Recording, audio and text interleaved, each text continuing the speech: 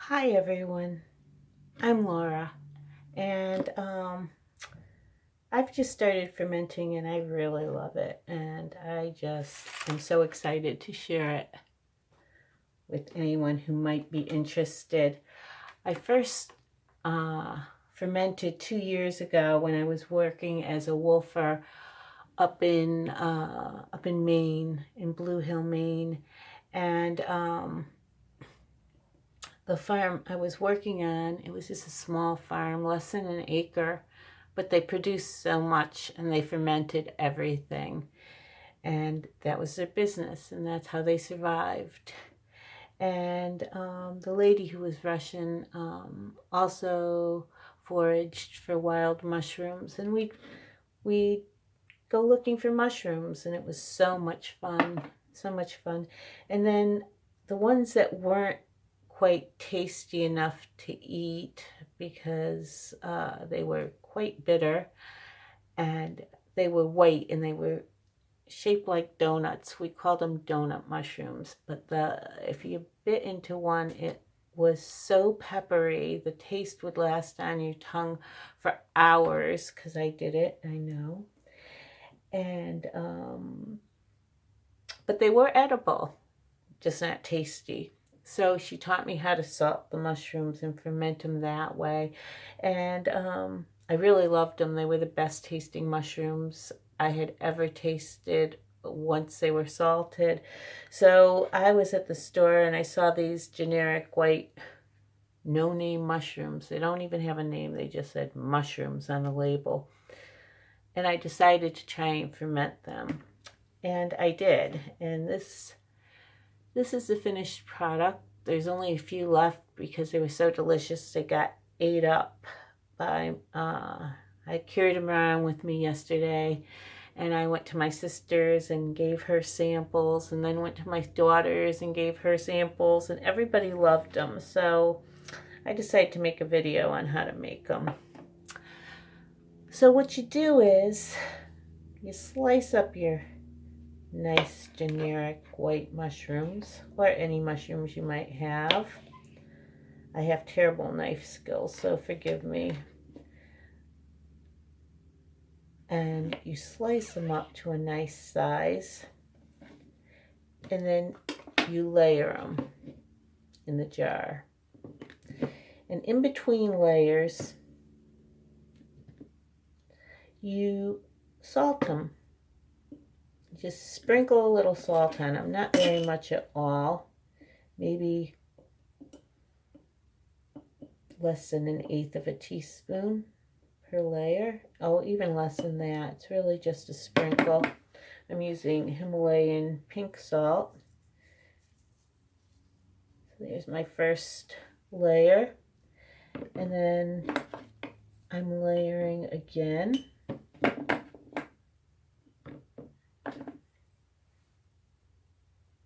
These really are so delicious. So delicious. And it only took well, I did this jar about a half an hour ago, and it's already got, look at the liquid in there. Can you see it? I actually got my camera taped to the ceiling, believe it or not. That's how I'm filming this. But it has a lot of liquid in it, and after only a half an hour, it's kind of like sauerkraut in that way, where it creates its own liquid. Well, it releases its own liquid. So I'm gonna cut up some more mushrooms. So Stop and Shop had these on sale. These mushrooms, $1 a container. 10 for $10 was their sale. I bought 3. And 1.5 packages filled up that quart jar, but it compresses. I mean, it was all the way up to the top before this liquid started releasing. So here's another layer.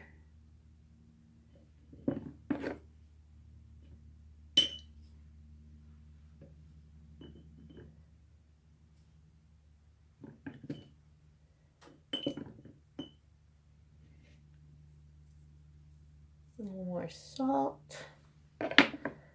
Another layer.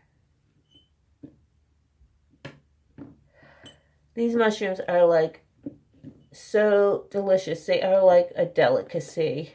Even these cheap mushrooms. And the texture totally changes on them. So that's interesting too. The flavor changes, the texture changes.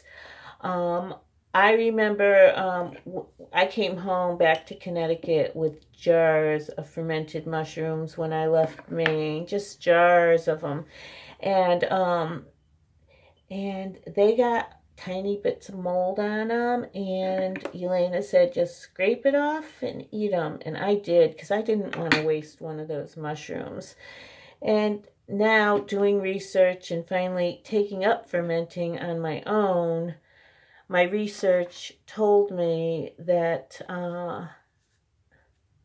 that mold is totally harmful. Not harmful, excuse me. Totally not harmful.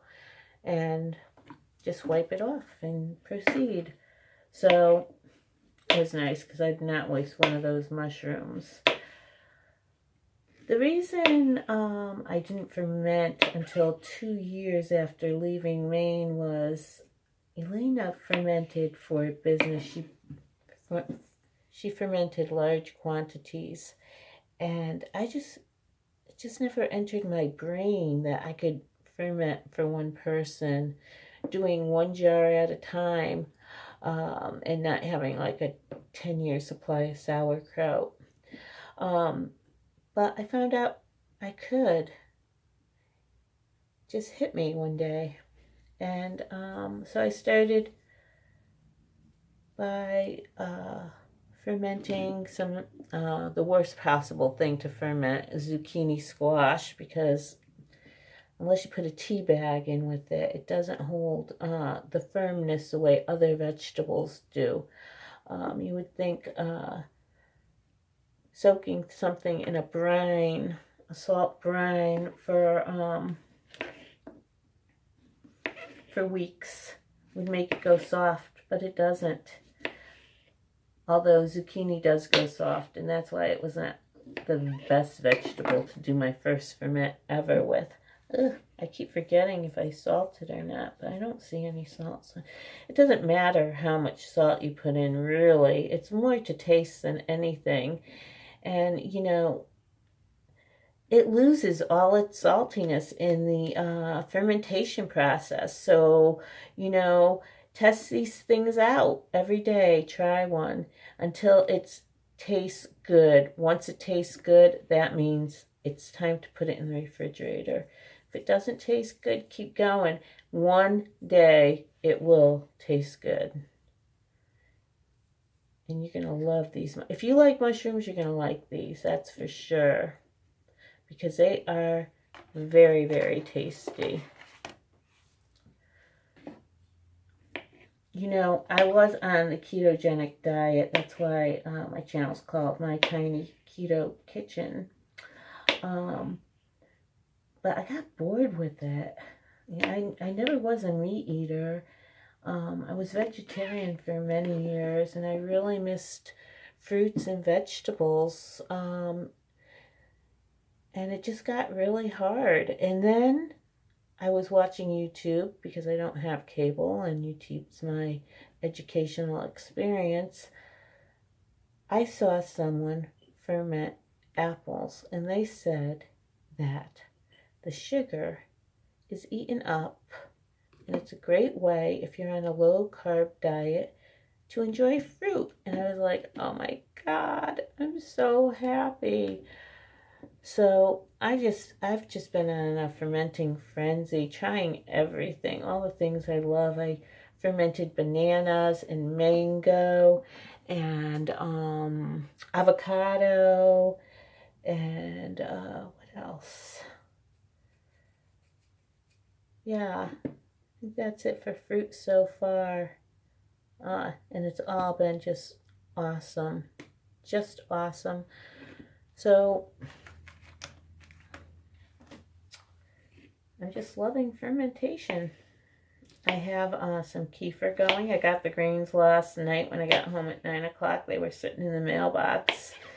And at 9:05, I had my first batch of kefir going. I was so excited. I was tracking those grains, and I was so disappointed they took so long to ship. And, oh, it was just, I've never been so excited about getting anything in the mail before. Really, never. Because I'm just loving fermenting. It's just amazing. Just amazing. That's my final dash of salt. I have a plastic lid. It was from the deli. I just cut the rim off and I made it so it will fit in here because you want to submerge these. You want to hold them down. So I'm going to put this, which these things are, you will love these. Forget all those expensive weights and everything. You can just put this down. If you cut it to the right size, you can just push your ferment down. Now this is going to release water. It's not like other ferments where you add the water. It's more like sauerkraut where the cabbage releases the water. So these mushrooms are going to start releasing water. They're already starting to sweat. You probably can't see that, but they are. I can see little beads of water. I'm going to put a lid on that. And that's it. And I don't have a lid here, so I'm going to have to go off screen to get one. But after about a half an hour, my new mushrooms, and these are about, I'd say about 4 days old, and they are delicious. So enjoy your fermented mushrooms. I enjoyed making this video, and I hope I'll continue. Bye-bye.